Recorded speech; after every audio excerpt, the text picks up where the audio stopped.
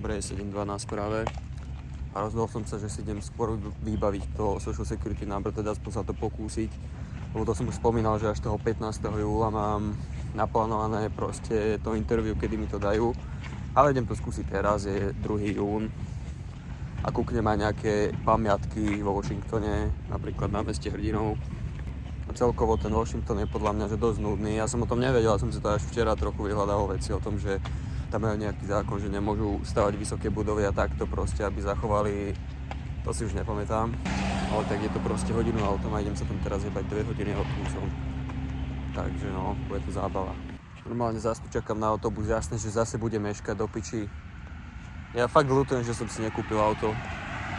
Á, po piči, práve ide, kámo, to je aká šanca toto? Toto budem furt natáčať, budem čakať na autobus, aby hneď prišiel. Dobre, som práve pred EUBou v americkej verzii. Tuto má byť zastávka a nie je tu do piči, nič tu nie je vôbec označené. Tam má byť, ale absolútne to nie je označené. Ja nechápem, či to je teraz dobré alebo zlá. Podľa mňa tuto môj výlet do Washingtonu padá. A to asi nevadí, že nie je označené, alebo do piči tu je. Jasné, že ma otočili, keď som tam prišiel, nie síce hneď, ale proste tam prišla ženská, že proste žiadne walk-ins. Tak som odišiel a išiel som tuto pozrieť mohylu Milana Rastislava Štefánika. Idem trochu ďalej, aby to bol trochu krajší záber a kým tam prídem do piči, tak bude normálne polnoc podľa mňa. Ktorú som prišiel na celkom pekné miesto. Tady to vidno celú mohylu Milana. Ale je to cool proste, že sochu padlého slovenského vojaka dali do hlavného mesta v Amerike. To môžem postaviť. Veľký rešpekt. Už som prišiel úplne nakoniec, toto bol tiež pohode celkom záber takto. Ale škoda, že toto, neviem to zoomnúť, že proste vypustili bazén, srandem to nejaké jazierko alebo dačo proste. To by spravilo hrozne krásnu scénu, keby to je napustené celé. Dobre, už som skoro doma, ešte asi hodina autobusom do piči, som úplne v nejakej riti, ale úplne keď je to tu pekné, nie? Úplne bombové podniky, pizzu som si kúpil do piči, dobre, že má tak asi 10 cm do priemeru. Ale stále, že 13 € do piče, na to nevadí. Ojebali ma trochu. Cenovku mali inak a naučtovali mi inak, nevadí.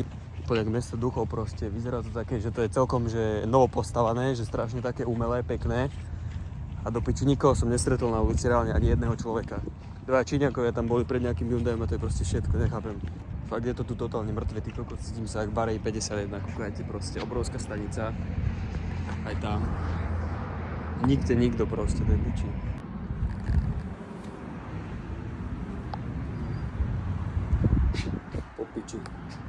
Kúkajte, aká malá pizza, to je masaker. Toto stalo 13 €, čo ti jebe?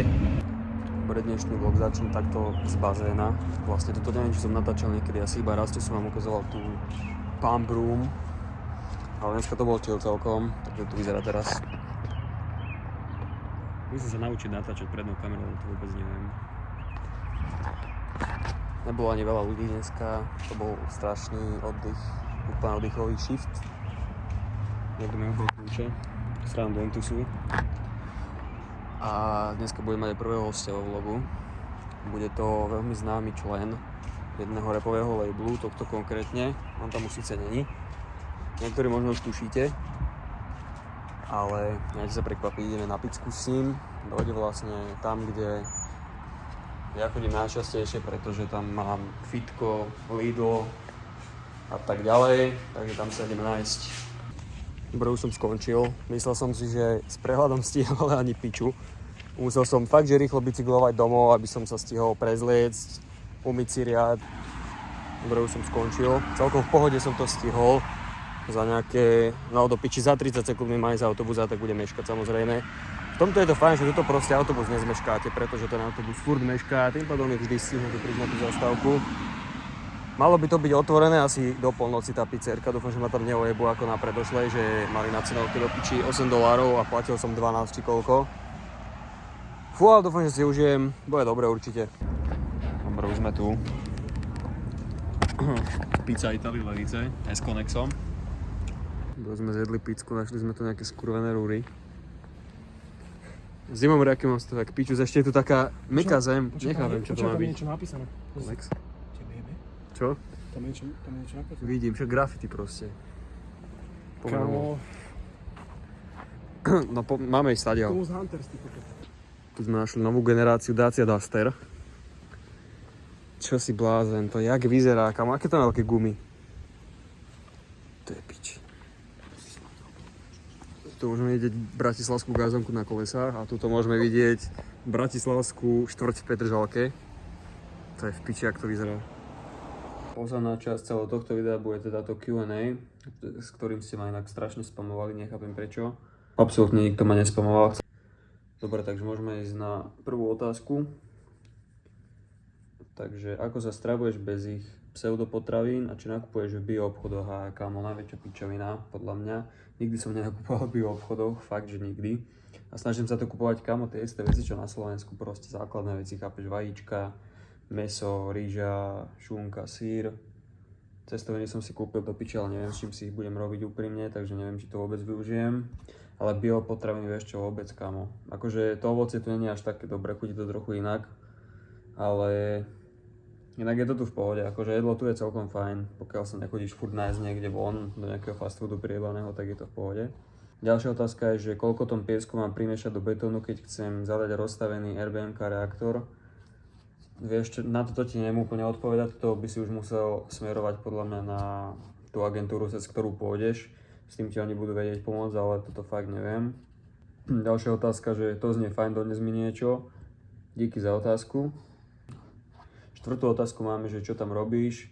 Robím tam plavčíka, asi to bolo malo jasné, vlastne však som dal o tom asi iba 1500 storiek. Ďalší fast food chain.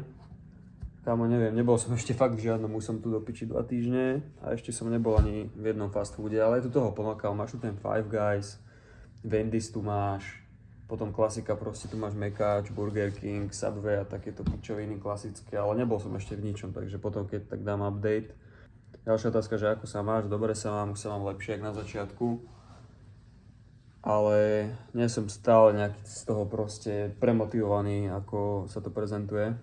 Otázka, čo tie americké torty, neviem jak to je myslené, ale tortu by som si dal. Ďalšiu otázku máme, že porovnaj Ameriku a Slovensko. Pre a proti. Dobre, toto chcem dať trochu také, že proste to rozviesť. Na Slovensku máme strašnú výhodu to, že sa vieš proste všade dostať fakt, že rýchlo, kámo, či už vlákom, autobusom, proste hociak. A tuto, keď nemáš auto, tak si proste vybavený, nemáš šancu. Pretože táto Amerika je strašne postavená tak, aby si všade išiel proste autom, kámo. Tu máš normálne proste medzi dvoma miestami, čo sú vzdialené, ja neviem, hovorím pičovinu, toto vystrihnem. Proste keď nemáš auto alebo vodičák, tak si proste v ríti musíš tu mať auto.